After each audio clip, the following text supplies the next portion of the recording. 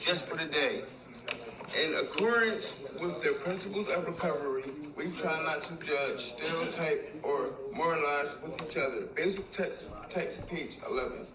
How many times in our recovery have we misunderstood the behavior of another, immediately formed a judgment, applied a label, and nearly took the individual into a pigeonhole? Perhaps they have developed a different understanding of a power greater than themselves than we had.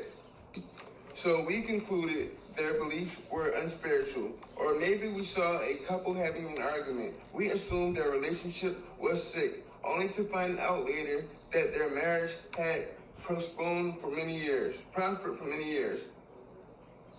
Thoughtlessly tossing our fellows into categories saves the effort of finding out anything about them. Every time we judge the behavior of another, we cease to see them as potential friends and fellow travelers on the road to recovery. If we happen to ask those we are judging if they appreciate being stereotyped, we will receive a resounding no in response.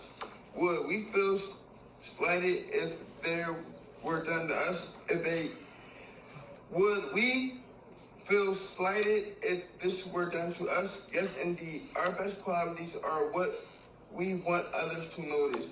In the same way, our fellows recovering addicts want to be well thought of. Our program of recovery asks us to look positively at life.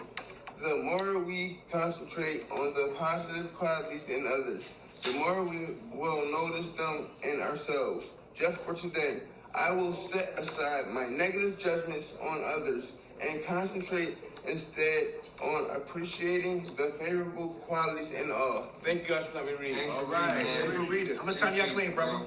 I got now, hold on, since the 15th, so about 12 days. Just give it to him. Hey, Mr. President. I thank God for last night's rest, this morning rise. Thank God for his grace and his mercy. Grace is always giving me what I don't deserve, and mercy is not giving me what I do deserve, and for that, I'm eternally grateful. My name is Derek McKnight. My partner, Rabbit Hayes, is on the way. Together, we call it the Minds of Men, non-profit spiritual organization. We don't deal with religion. I'm an immigrant, a gypsy from Baltimore City. Been in Philadelphia for 21 years. It's not like my second home. Lived in South Philly, West Philly. Lived in Southwest, lived in Germantown, didn't live in the Northeast, so I just get around. That's why I say like a gypsy. But I've been on drugs for 20 years. Been in 8 recovery programs. I was clean for 10 months and I relapsed. I relapsed because I became self-righteous, closed-minded, thought I knew everything, control freak, whore freak. And for you know it, listen, I was back off to the races, right? So now I got 13 years, but all I got is what? Today. And I'm a forensic ghetto black Kojak. Forensic ghetto black Kojak. You know, I don't like to talk fruits, I like to talk roots. Anybody understand that? Fruits is I shoot dope. Roots is why I shoot dope. Fruits is I smoke crack. Roots is why I smoke crack. Fruits is I'm forever in jail. Roots is why I go to prison. Fruits is I put my hands on a woman. Roots is why I put my hands on a woman. So it's easy to talk fruits, but it's hard to talk roots, especially when you live or be around individuals that you do not know.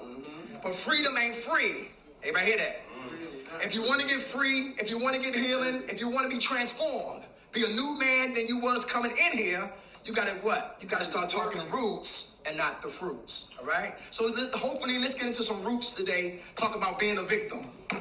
Victimization. Anybody like to read in here? It's a good book by June Hunt. June Hunt, all her books are $4. June Hunt, like the month June, hunting for deer. All right, June Hunt, $4 book. She got books on depression, books on suicide. She got books on emotional stability. She got books on domestic violence, hope, etc., etc. I got like 12 of her books, all $4. And I get a lot of good reads, all right, that the NA text doesn't talk about, but all of this is relatatory to what we go through as men. All right, so we're going to talk about being a victim. Anybody been victimized? All right, one way or another. Anybody caused dissension and caused mayhem? Okay, all right, cool. So let's get into it. Y'all ready? Yes, sir. All right, here we go right here. They say the characteristics of a victim mentality. At the heart of the victim's wounded emotions is the feeling of powerlessness. Anybody feel powerless? All right. Feeling unable to make healthy choices. Anybody like that? Yes, sir. In circumstances and relationships. Left with a damaged sense of self-worth. Anybody got low self-worth? Anybody? We're going to get into that. All right. Unhealed victims of abuse develop unhealthy beliefs and behaviors. And because of a past lack of control, some victims have a hidden fear of being controlled in the present. Anybody got a fear of being controlled? All right, good. Being able to protect myself. Okay, therefore, they themselves may become over-controlling, all right? So you're not going to control me, I'm going to control you. Other victims resign themselves to not being in control and have a hidden fear of not being controlled. Therefore, they may become codependent. Anybody suffer from codependency? Yeah. Codependency, all right. You still got it? In some minor ways, because it's one of the things I'm primarily working on. Okay. Not having in my life is being codependent, because I initially was never raised to be that way. It was only through the development of addiction and the significant other that codependency came about and really presented itself in my life. But I noticed that I was a little codependent on the love of my daughters and having them as mine. So I need to make sure that I'm independent and not relying on them for me to be happy. You know what I mean? Like, I could be happy, but then sometimes it's like I need them to be happy. And I know that that's not healthy. You know what I mean? Like, well, I feel as though that's not healthy. But I shouldn't have to use them when I'm unhappy. Like, I feel like I should be the one giving them the ability to be happy and just be grateful when I'm happy with them. Not like I need them around me. You know what I mean? Although I know I need to be around them to support them, I've kind of been going around with this in my head a little bit, and I need to address it and find out, get some other advice about it. You know what I mean? Because I don't know whether I'm right or wrong in regards to that. Okay. All right. How much time you got clean, brother? Today is the 28th. 27th. 27th. 30 days. 30 days today. All right. And you know what? Bishop said this. One of the bishops I go to, Bishop Lambert, up there. If anybody know about Cheltenham Avenue, across the street from Enon, I go to Bethel Deliverance. He said, happiness is a place you visit. You don't live there. Let me say that again. He said, happiness is a place we visit. We don't live there. What are you talking about? Meaning, if a woman make you happy, what happened when she changed her mind? You ain't happy no more. Well, money make us happy. What happened when we broke? You ain't happy no more. You know what I'm saying? Joy is what? Internal. So even if she leaves, I got joy. If I'm broke, I got joy. Everybody understand that? Yeah. And with joy comes gratitude. And with gratitude, a beautiful attitude. Happiness is the place we visit. We don't live there. We don't live there, right? All right. Some people want to live on Happiness Street. And they get upset when they not. They get mad. Yeah, that's real right there. All right, that's real. All right, that's a place we visit. We don't live there. But joy is internal. Y'all remember the Grinch that stole Christmas? Yeah. I love that. You know why? Because when the Grinch that stole Christmas, he was a hater. Any haters in here? I hate this girl, I ain't gonna lie. Okay. And the Grinch that stole Christmas, right? He said those yahoos down there, right? Yeah. And he heard them like laughing and having a good time. So, like the disease of addiction, he came when everybody was sleeping.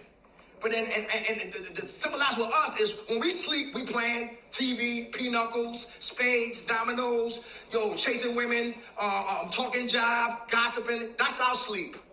Everybody hear that? So when we sleep and our disease of addiction is coming.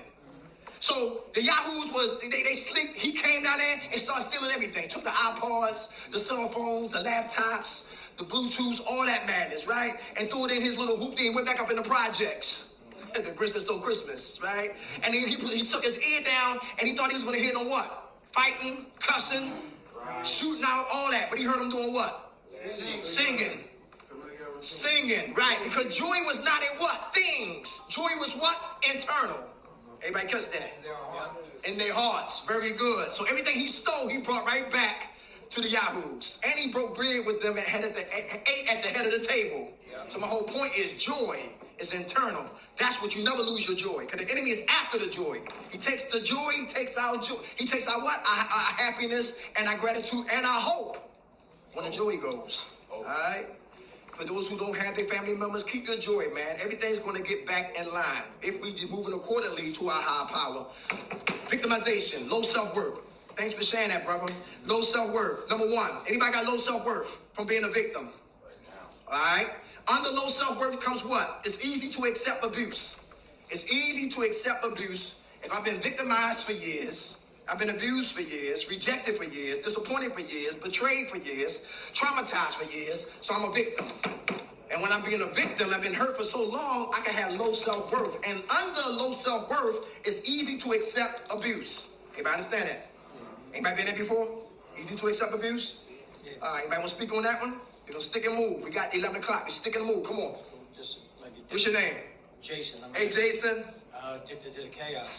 You know, I'm more comfortable being around, you know, when all the hecticness is going on and than I am just living a normal life.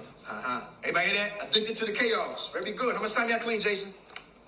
3 weeks. 3 weeks. God bless.